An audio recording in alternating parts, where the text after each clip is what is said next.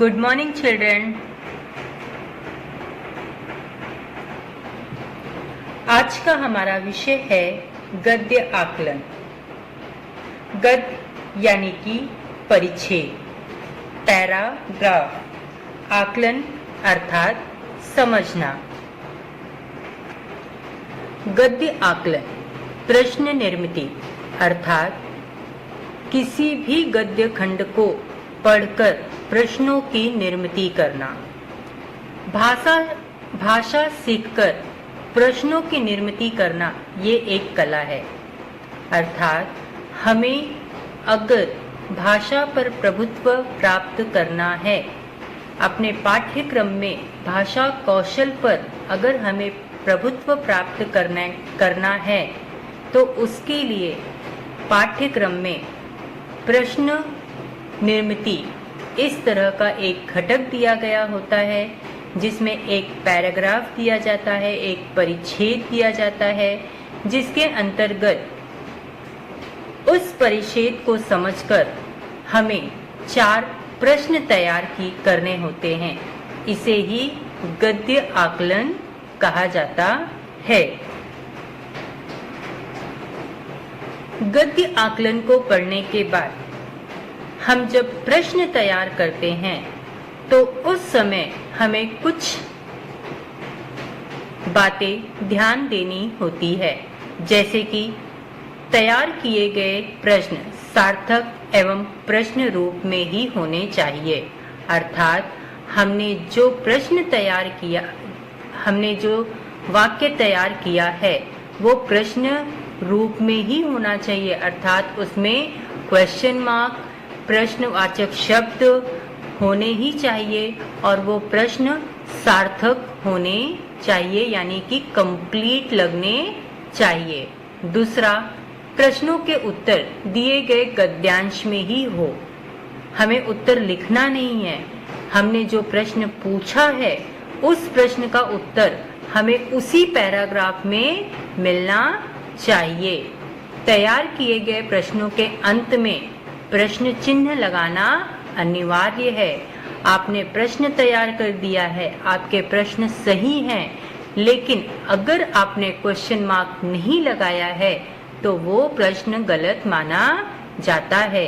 इसलिए प्रश्न तैयार करने के बाद अंत में प्रश्न चिन्ह होना अनिवार्य होता है।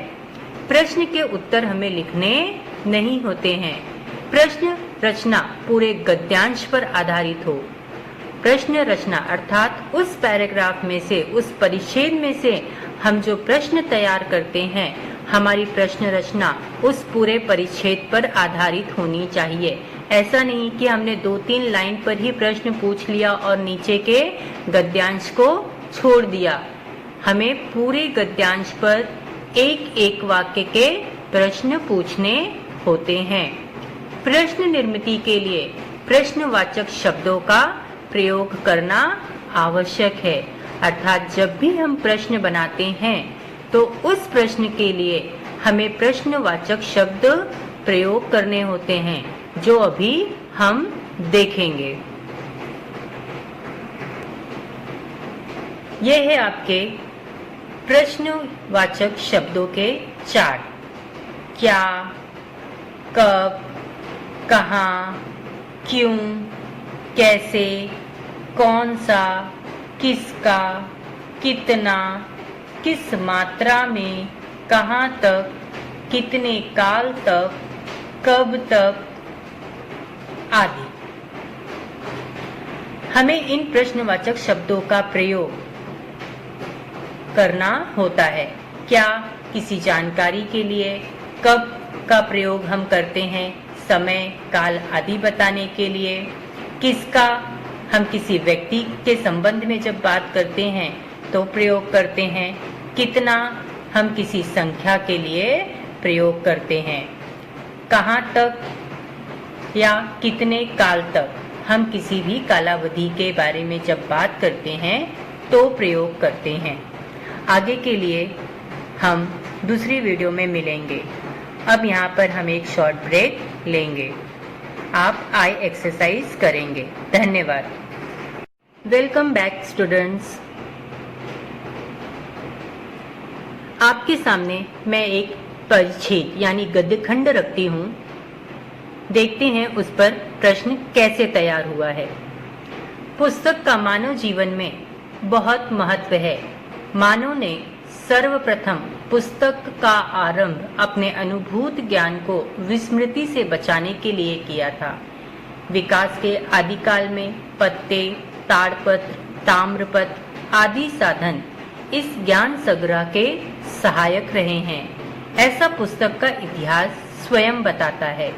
पुस्तकें मानव को अपना अनुभव विस्तृत करने में सहायक होती है। साथ ही इन्होंने हमारे पूर्वजों के सभी प्रकार के कृत्यों को जीवित रखने की जिम्मेदारी भी संभाली हुई है।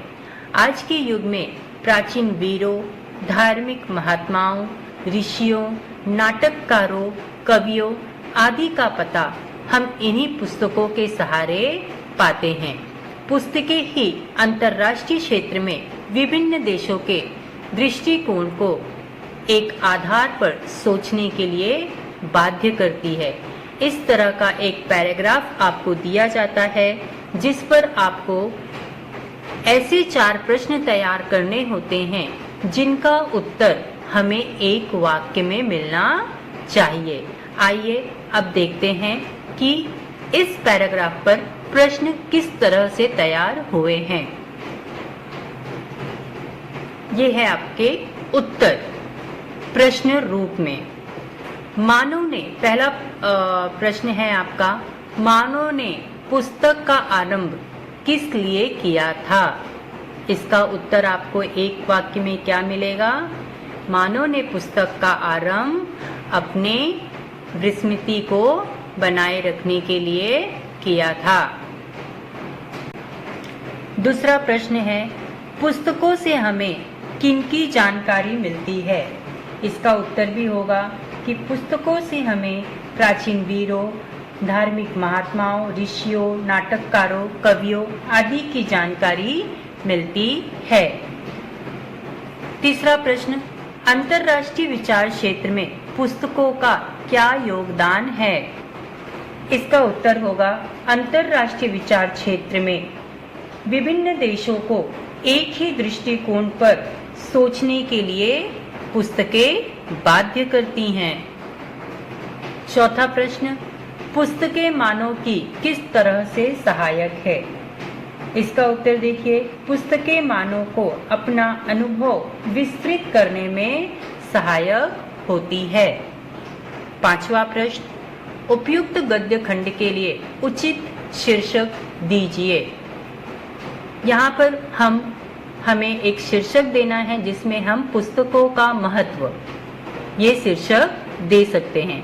आपने देखा कि 1 से लेकर 4 तक के प्रश्नों में पहला, दूसरा, तीसरा, चौथा किस लिए, किन की, क्या, किस तरह, इस तरह से क्वेश्चन टाइप शब्द, प्रश्नवाचक शब्दों का उपयोग किया गया है और अंत में क्वेश्चन मार्क लगाया गया है। आखिरी, उपयुक्त गद्य खंड के लिए उचित शीर्षक दीजिए। इस क्वेश्चन में किसी भी तरह का प्रश्नवाचक शब्द नहीं लगा है, इसलिए हम यहाँ पर फुल स्टॉप दिखाएंगे। ठीक है बच्चों, तो आज हमने देखा कि किस तरह से दिए गए परिच्छेद पर हमें ऐसे 4 प्रश्न तैयार करने हैं जिनका उत्तर हमें विस्तारित रूप में ना मिलकर एक वाक्य में ही मिलना चाहिए। धन्यवाद।